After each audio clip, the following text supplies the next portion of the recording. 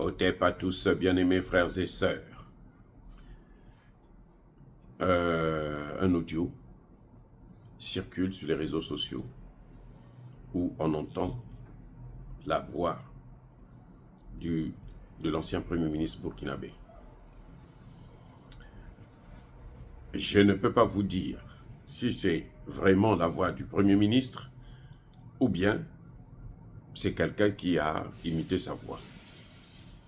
Je vous laisse donc le soin vous-même d'écouter cet audio et puis vous allez vous faire une idée. Je n'ai pas eu une certitude de l'authenticité de cet audio. C'est pour ça que je préfère que vous puissiez vous aussi l'écouter de vous-même. La population africaine devrait tresser une couronne pour Emmanuel Macron parce que c'est un président révolutionnaire. Et Macron n'est pas un petit. Macron est un grand et c'est un ami des populations africaines. Parce que Macron a marre des intrigues. Je vais vous dire une chose, même le planton du ministère français des Affaires étrangères connaît les règles de la diplomatie plus que nos diplomates ici. Les gens qui le jour disent ceci et puis ils viennent te voir et disent cela. La plupart de ceux qui s'excitent contre la présence militaire française en Afrique, tout cela, beaucoup sont manipulés par les chefs d'État en place. Ce sont des groupes montés par les pouvoirs en place pour cacher leur incompétence face à un problème. C'est ce que le président Macron a tenté de dire en disant que cette opinion est activée par les... Mais oui, il n'est pas bête. Vous ne pouvez pas dire que vous avez besoin de moi et en même temps, vous faites croire que c'est moi qui suis la cause de vos problèmes. Les amis, je vous ai fait écouter cet audio, ce n'est pas pour rien. Parce que si, je parle au conditionnel, si cet audio, c'est bien le Premier ministre Kelem de Tambela qui parle, si c'est authentique, que c'est sa voix, que c'est lui qui a dit ces choses-là, alors là, les amis, même moi, à la place de Traoré, je ne pourrais pas le garder. Parce qu'il a trahi toute l'action. Oui. C'est-à-dire qu'un Premier ministre comme Kelem, qui nous a montré la voie, qui nous a indiqué qui a commencé le combat au Burkina Faso, le combat louable. Nous sommes dedans à cause de lui, entre autres. Je vais dire qu'il nous a donné, dans le cadre du Burkina Faso, il nous a donné l'envie de mener ce combat. Et lui, il vous tourne le dos. Il repart à la maison mère. Vous savez, dans ce domaine-là, quand vous avancez, on avance.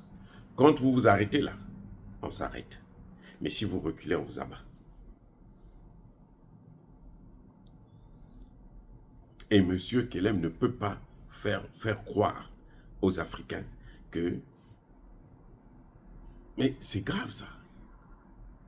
Que Macron n'est pas un idiot, il est intelligent, c'est un grand homme. On doit lui jeter des fleurs. Franchement, je souhaite que cet audio ne puisse pas être la vérité. Ah oui, que ce ne soit pas authentique, que lui, il a parlé comme ça. Je souhaite, parce que ce serait très, très, très décourageant. C'est un coup de poignard dans le dos. Ah oui. Et j'aimerais dire aux leaders panafricanistes africains, notamment ceux qui sont en train de nous donner un peu d'espoir. Le Mali, le Burkina, le Niger, le Centrafrique et maintenant le Tchad aussi en train de venir. Je leur dis, au point où vous êtes là, quel que soit ce que vous allez donner à la France-Afrique, à l'Occident collectif, je dis bien, quel que soit ce que vous allez donner, vous pouvez même prendre votre corps, là, vous leur donnez ça. Faites ce que vous voulez. Ils ne vont jamais vous pardonner et ils ne seront jamais vos amis. Ils vont vous écraser. Vous avez vu en Syrie, Ils ont acclamé Jwalani. Ils disent que non, il a changé. Il ne parle plus comme il parlait avant.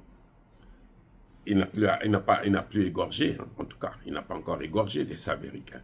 Mais en tout cas, il ne parle plus comme il parlait avant. Maintenant, il dit que non, il y aura la paix, il y aura ceci. Ah bon? Vous savez quoi? Parce que leurs intérêts sont garantis. À partir dès qu'ils vont avoir leurs intérêts, ou dès qu'ils vont voir que ça commence à tonner là-bas, ils seront les premiers à le prendre pour le traduire en justice. Le dossier là, des crimes qu'il a commis là, les gens qu'il a tués là, les soldats américains qu'il a neutralisés, croyez-moi, ce que ce type-là va recevoir, c'est du jamais vu. Donc, pour lui là, nous ne sommes qu'au début du commencement. Il n'y a rien à faire. Ça, il faudrait qu'il paye le prix. S'il ne paye pas le prix, il n'y aura pas de pardon, il n'y aura pas de pitié, il n'y aura rien qui pourra se faire. Voilà ce que c'est que l'Occident.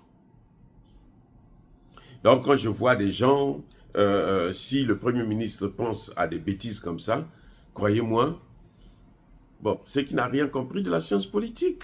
Et il faut qu'il reparte à l'école. Parce que la science politique, ce n'est pas le droit. Hein. La science politique, là, ça n'a rien à voir avec le droit. Ça n'a rien à voir avec l'économie. C'est un peu le tout. Je ne parle pas de politologue, non. Un politologue, c'est quelqu'un qui parle de la politique. Un journaliste qui soulève des thèmes politiques, c'est un politologue. Mais un politiste, là, c'est quelqu'un qui a étudié la science politique, qui est allé à l'école, là. Ses diplômes, là, c'est en sciences politiques. Ça, c'est politiste. Il n'y en a pas assez. Et ça, c'est autre chose. Parce que quand on parle de la science politique, c'est autre chose. Ce n'est pas l'analyse politique, ce n'est pas être politicien. Non, il n'y a rien. Il y a 3 catégories d'hommes. Il y a les politiciens, politologues et le niveau le plus élevé, c'est le politiste. Donc, tous ceux qui font des analyses, machin, qui parlent de la politique, ça, ce sont des politologues. Je ne dis pas qu'ils font des mauvaises analyses, non. Même un médecin peut faire une bonne analyse politique, ça c'est clair. Mais c'est un politologue. C'est comme nous. Moi encore, j'ai fait un master 1 en droit. Mais je veux dire que un économiste peut faire une analyse juridique, peut interpréter la Constitution. Ça ne veut pas dire qu'il est maintenant juriste. Et il peut l'interpréter mieux que quelqu'un qui a étudié le droit. Mais ça ne veut pas dire qu'il est maintenant juriste. C'est différent. Bref. Alors, les amis, je voudrais dire par là que si c'est vrai que le Premier ministre Kélem de Apollinaire avait parlé comme ça, avait dit ces choses-là, c'est qu'il a de gros problèmes.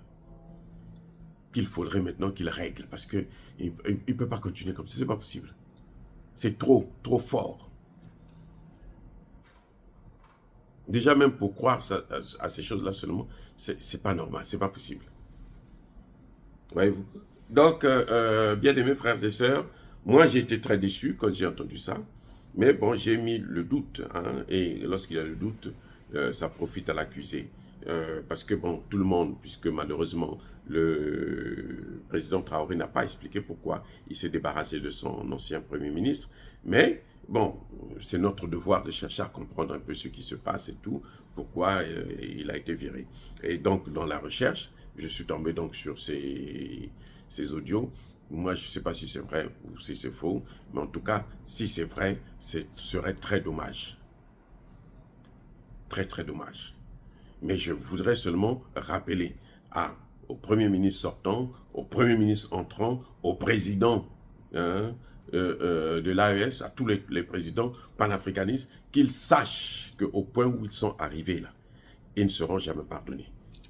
Et à tout moment, dès qu'ils vont les avoir, ils vont les exterminer. Ça, c'est clair. Ils sont sur la liste rouge de la France, des États-Unis et du monde occidental. À ce moment, il faut donc faire très attention. Soyez bénis, abondamment bénis par le Dieu des Kémites et par nos ancêtres angélisés, mais que tous ceux qui persécutent le continent africain, le pillent et le déstabilisent, qu'ils soient noirs, blancs, chinois, arabes, juifs, indiens, qui qu'ils soient punis, maudits, foudroyés, neutralisés, écrasés, effacés par le Dieu des Kémites et par nos ancêtres angélisés. Vive l'Afrique éternelle, j'ai dit et j'assume.